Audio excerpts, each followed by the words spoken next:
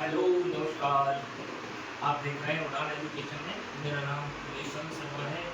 मैं net qualify हूँ और आज से हम क्लास 10 और 12 के ही एक-एक पोर्शन में बात करेंगे। तो उसी की आज एक इंट्रोडक्शन क्लास हम लेने वाले हैं और आज का हमने टॉपिक रखा है संस्कृत व्याकरण का।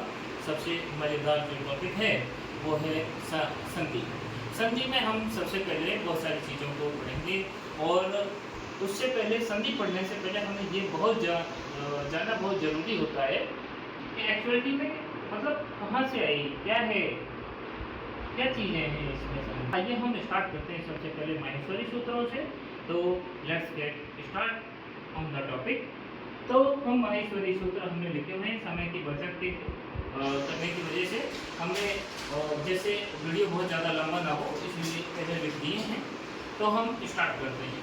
तो माहेश्वरी सूत्र जो किसने दिए, और ये सबसे पहले प्रश्न हमारे दिमाग में यही बनता है कि ये माहेश्वरी सूत्र आए कहाँ से। ये कई दंत कथाएँ हमारे समाज में प्रचलित हैं, लेकिन उनमें से उन सब दंत कथाओं को हटा करके मैं सीधी बात करूँगा, मुद्दे की बात करूँगा, सीधी सी बात मैं बकवास का अवधान की बात कि संस्कृत व्याकरण को देने वाले महर्षि पाणिनि थे। महर्षि पाणिनि को तो उन्हीं की ये सब कुछ देन है। तो महर्षि पाणिनि के द्वारा इन माहेश्वरी सूत्रों को दिया गया, जो कि आज हम इनको भली बात पढ़ते हैं। और इनमें सबसे जो इम्पोर्टेंट बात है कि ये माहेश्वरी सूत्र भाई दिए पाणिनि ने, लेकिन इनको माहेश्वरी सूत्र क्यों कहा जाता है? डब्लू से निकालने के कारण इनको माहेश्वरी सूत्र कहा जाता है। सूत्र का अर्थ बच्चों कोई ऐसा नहीं होता कि लंबी चौड़ी कोई फारसी कोई संस्कृत का कोई बहुत लंबा चौड़ा कोई सूत्र हो, कोई वाक्य हो, ऐसा नहीं होता है।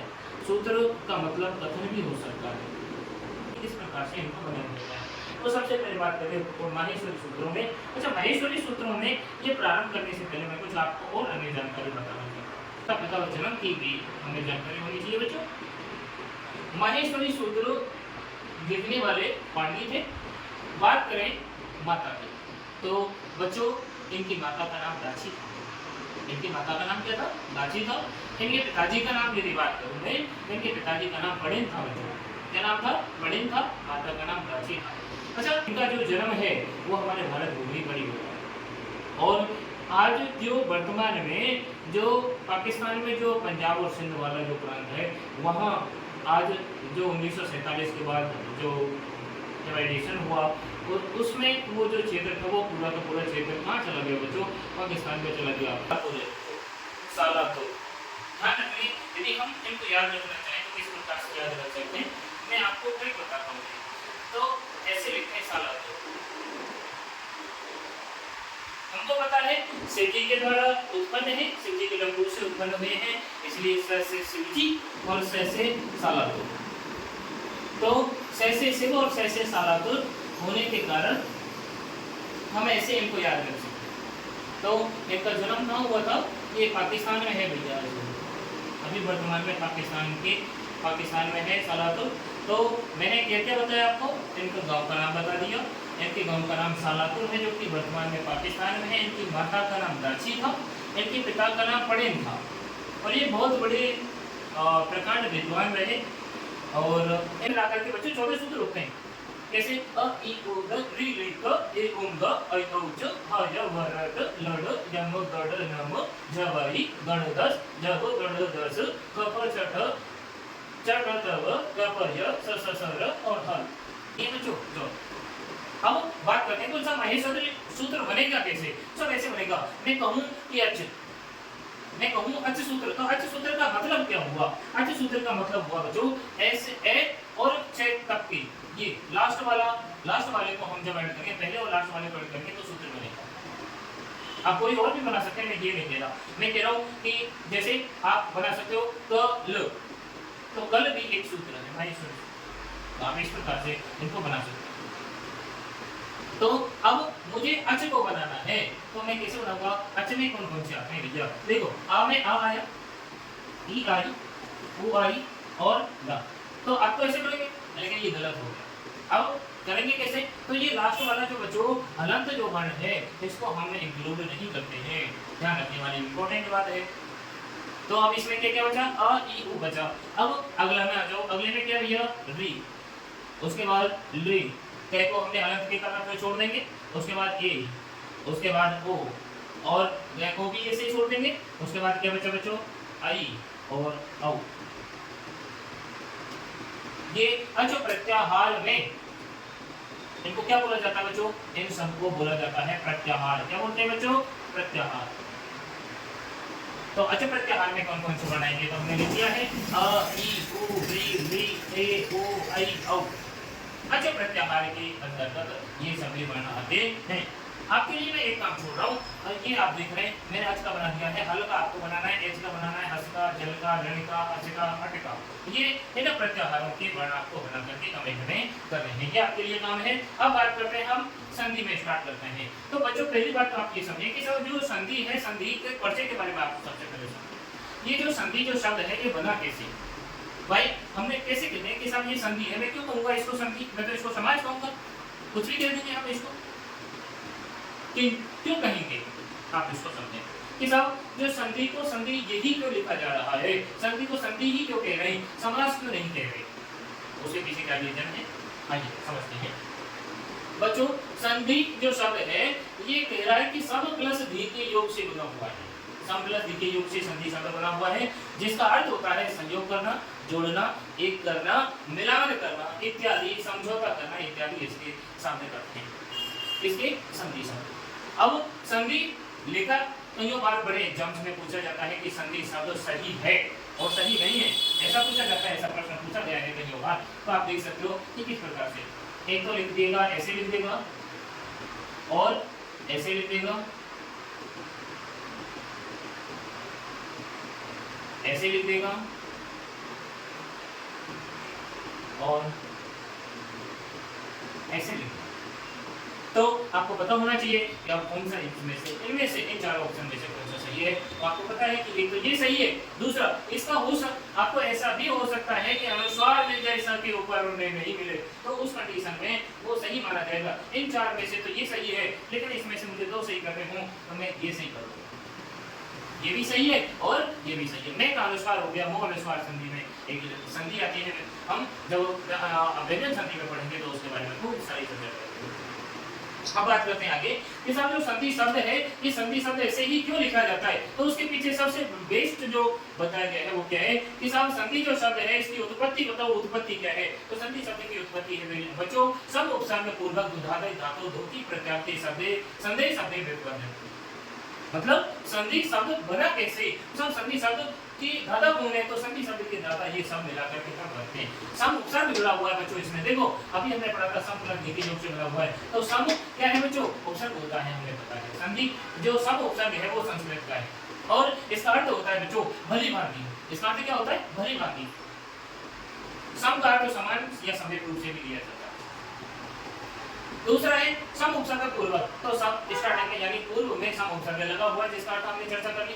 उसके बाद दुधादय धातु लगी हुई है तो ध बचता है, उसके बाद दो की प्रत्यांत जब जुड़ेगा तो ई मात्रा लगेगी इस पे और शब्द बनेगा भैया थी और उत्पत्ति हो जाएगी, उत्पत्ति पूरी हो जाएगी। सम उपसर्ग पूर्वक दुधादय धातु दो की प्रत्यांत संदेह संदेह व्युत्पन्न हो गया सब बिल्कुल।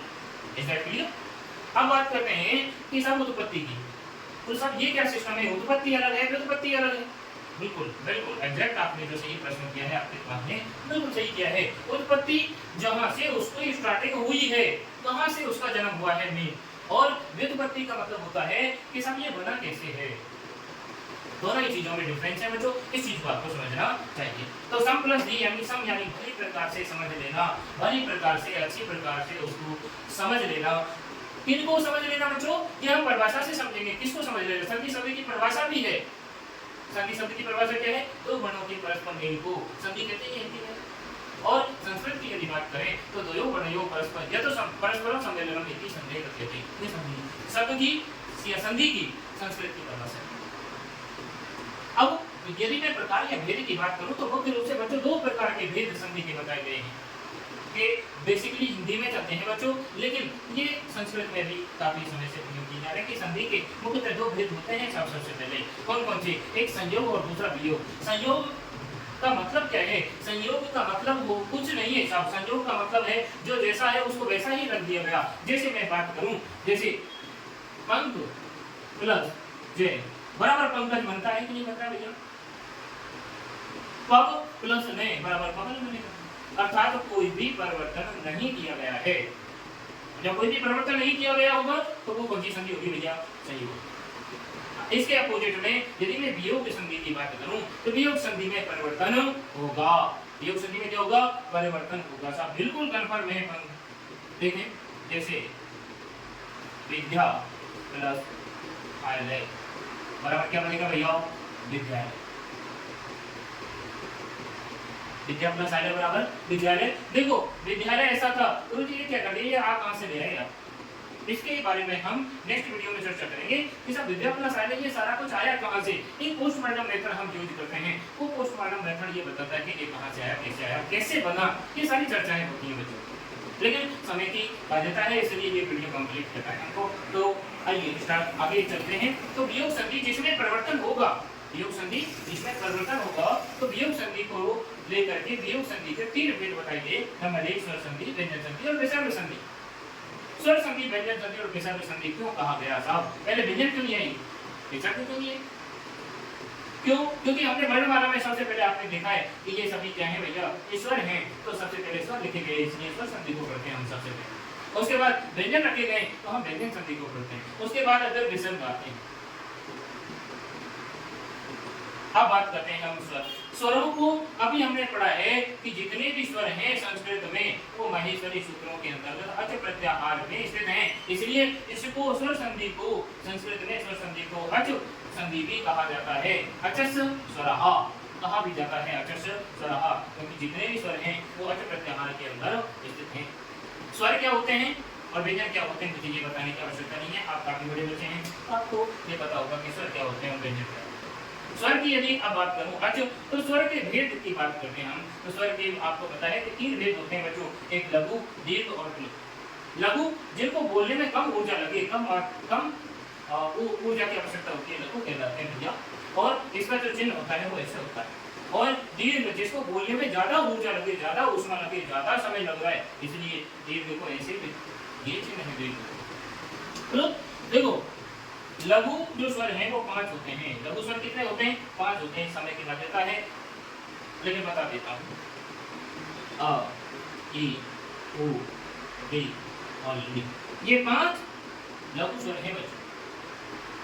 और अब दीर्घ स्वर की यदि बात करूं तो बड़ा आ, बड़ी ई, बड़ा उ, बड़ी री और ए, आई, ओ, औ, ये टोटल 8 दीर्घ स्वर हो गए। और आपको पता है कि संस्कृत व्याकरण में टोटल जो स्वर हैं वो कितने हैं? वो हैं 13। कितने हैं? 13। 13 में से प्लुत केवल और केवल 12 होते हैं। रीजन क्या है आप कमेंट में बताइए।